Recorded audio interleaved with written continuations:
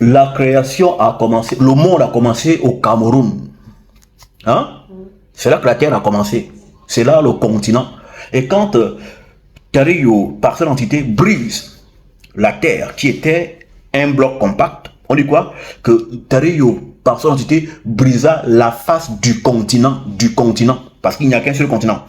L'Asie ou l'Eurasie, les Amériques, c'est pas des continents, ce sont des blocs de terre, des blocs de terre qui sont en dérive. Mais le continent, c'est l'Afrique. Et l'Afrique commence au Cameroun.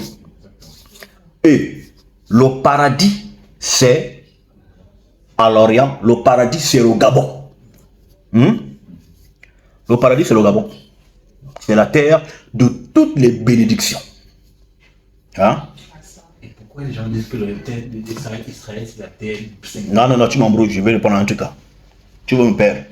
Maintenant, la femme, hein? Tu es une femme, non? L'Orient, quand on dit que Dieu a placé le jardin d'Éden à l'Orient, l'Orient c'est dans ton entrejambe, c'est là l'Orient.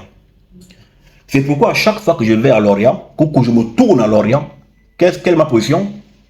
Quand je monte sur toi, quelle est ma position? Couché. Avant de me coucher, je sais comment? Debout, tendu. Non. Quand je suis sur toi, quelle est ma position? Ta femme doit répondre à ça. Non, il a donné la réponse, mais donne la réponse en tant que femme. À genoux. Répète. À genoux. Fort. À genoux. Voilà. Donc, quand on prie Dieu, on dit tournez, orientez-vous vers le Seigneur. Mais quand on s'oriente, c'est-à-dire qu'on tourne vers l'Orient. Et quand je monte sur toi, je me mets à genoux, non?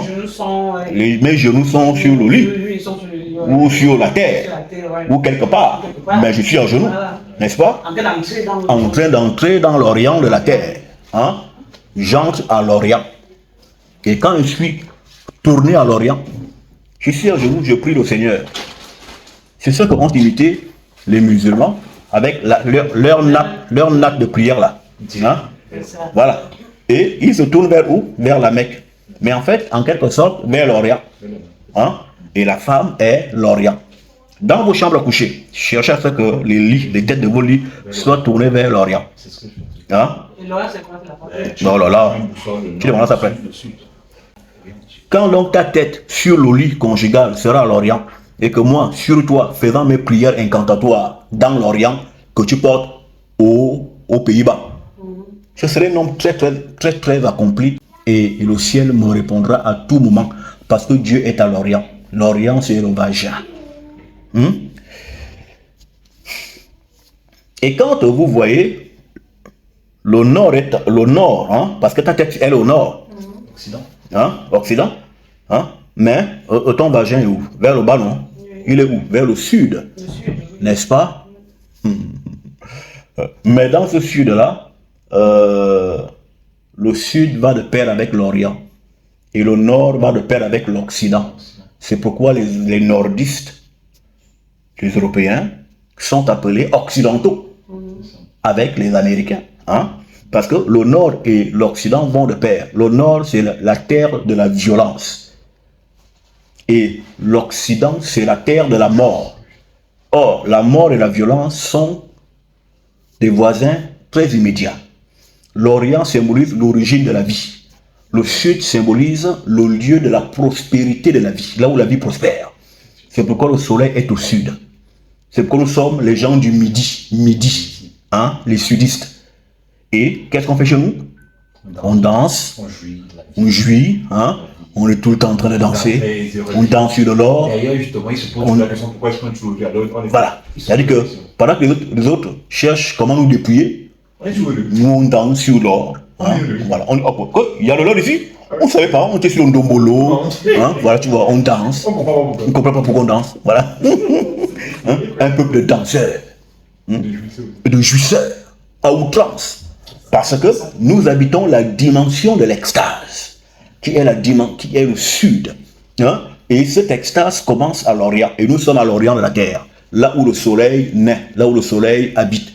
Et les Occidentaux habitent la terre de la mort, là où le soleil oxydère la mort, là où le soleil oxyde. Voilà. Et quand on parle de coucher, on parle de mort. Parce que quand quelqu'un meurt, il se couche. Je vais me coucher, je vais me coucher au pied de mes ancêtres. Je veux dire, je vais mourir au pied de mes ancêtres. Hein? Donc ici, nous sommes à la terre de la mort. Ici, là, on est chez les morts. Vous voyez le temps, comme il est temps bizarre. Hein? Le temps est morose. Le temps est froid. La vie n'est pas froide. La vie est chaude. La vie est chaleureuse. D'accord? Mais là, c'est quoi? La neige, une fausse pluie. Le temps n'est pas favorable à la vie. Le lieu est hostile à toute vie. Et c'est pourquoi les gens qui habitent ici, justement, sont dépourvus de l'eumélanine, qui est la couleur de la vie. Ils ont la couleur de la mort. Et quand... Laissez-moi finir. Et quand l'homme noir meurt, je l'ai déjà enseigné plusieurs fois, la première couleur qu'il atteint, c'est le rose. Quand l'homme noir meurt, la première couleur qui vient sur lui, c'est le rose. Quand l'homme noir meurt, c'est ce qui quitte d'abord, c'est ça qui quitte. Quand il commence à grossir, là. Ça là, ça quitte. La mélanine quitte. La couleur du bas apparaît. L'homme se décompose échelle par échelle. Voilà. La gloire qui est le noir quitte. Le rose qui est en bas apparaît. Et ainsi de suite. Jusqu'à ce que tout se dissout. Il repart dans le néant. Il repart à la poussière vaginale de là où il est sorti. La terre. Donc, si je n'ai pas conclu, et si je l'ai bien dit, et je le redis autrement, la cavité vaginale, c'est l'Orient. C'est pourquoi chaque fois qu'on y va, on s'agenouille, car l'Orient est le lieu où Dieu a placé le paradis. Et le paradis veut dire la présence de Dieu. Le paradis veut dire la terre, l'enclos de la jouissance. Et le vagin est un enclos. L'enclos, c'est une barrière. Regarde les deux grosses lèvres de la vulve. Ces deux lèvres, non? Qui forment un cercle. Mais ce cercle symbolise une barrière. C'est la barrière christique. Et on a les lèvres moyennes qui amplifient la barrière, qui sont en fait des cornes, les 4 cornes qui symbolisent les 4 côtés de l'univers. Quiconque est dans le vagin a déjà fait le tour de l'univers. C'est ce qu'on appelle l'arbre du bien et du mal. Parce que le bien, c'est la dimension positive de la vibration. Le mal, c'est la dimension négative de la vibration, là où la vibration finit. Donc, quand on pénètre la femme, on fait le tour de tous les types de vibrations qui règnent dans l'univers. La femme est le résumé du monde. Elle est la totalité du monde. C'est pourquoi la création commence avec la terre informe et vide, qui est la femme. Et elle s'achève avec la manifestation de la femme, qui est la femme. Donc la femme est alpha et oméga. Elle est informe et vide, et elle est la femme qui est sortie de la côte de l'homme. La côte ici qui symbolise le sous-bassement. Donc la femme est le sous-bassement de l'homme, le sous-bassement même de la création.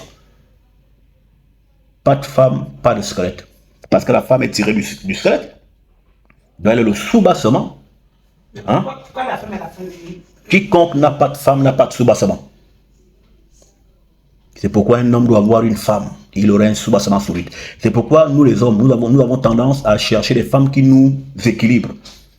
Tu vois une femme moche comme la mort, mais l'homme avec elle, pourquoi? Parce que sa femme lui apporte l'équilibre. Mais la belle femme, les grosses fesses, jusqu'à on ne sait pas comment. C'est-à-dire qu'elle fait bander tous les hommes, mais elle n'est pas mariée. Parce qu'elle ne nous apporte pas ce qu'on veut. On ne sent pas qu'avec ça on peut aller loin. Hein? Voilà. Sécurité. La femme veut la sécurité, l'homme non. L'homme, Quand une belle femme, tu n'es pas rassuré par elle. l'homme veut la paix, c'est l'équilibre. La femme veut la sécurité.